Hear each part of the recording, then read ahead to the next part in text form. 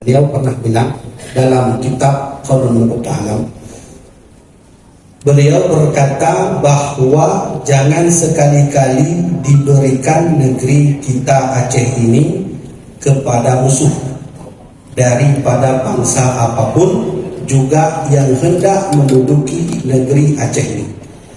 Maka hancurkan oleh kamu hai segala putra Aceh dengan sungguh dan ikhlas, sebab tiap-tiap bangsa yang telah kena titih oleh bangsa lain, maka tandanya bangsa itu tiada harga lagi pada mata dunia luar, yaitu timur dan barat. Kemudian Iskandar Muda berkata, dan ingat-ingat hai sekalian bangsa kami yang rakyat Aceh, bahwa musuh kita yang terbesar ialah bangsa kulit putih istimewa yang telah berperang dengan kita, yaitu Portugis. Akan tetapi musuh kita yang paling besar lagi dekat dengan diri kita masing-masing, yaitu dengki dan bercerai-berai. Dan senjata kita yang amat kuat lagi tajam, yaitu persatuan dan ikhlas lahir batin. Maka persatuan dan ikhlas, maka inilah senjata yang tidak dapat dikalahkan oleh musuh.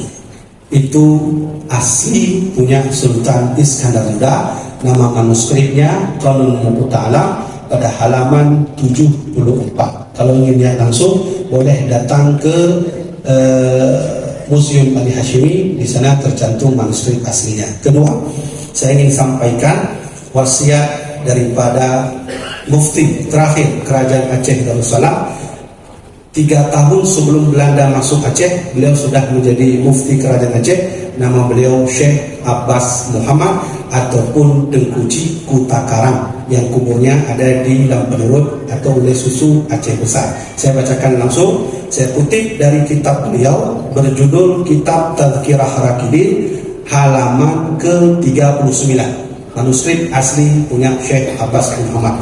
Kata beliau, wahai semua saudara, jika kamu mau kembali semua urusan kepada kemurnian wasiat Allah Ta'ala dan Rasulullah, dan juga diperintahkan kepada mereka yang berakal dan ulama-ulama untuk mau membaca kembali ajaran agama dalam tafsir Al-Quran dan hadis Rasulullah, dan juga membaca kitab sejarah para raja-raja dahulu yang sudah berperang dalam fisabilillah, insya Allah kamu akan memperoleh kesenangan untung dan kemenangan dari bahaya orang-orang kafir.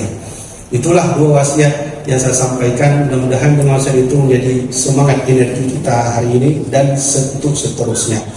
Jadi saya rasa itu dapat saya sampaikan, tapi mohon maaf kalau ada kata-kata yang salah. Saya minta sedikit panitia, tapi saya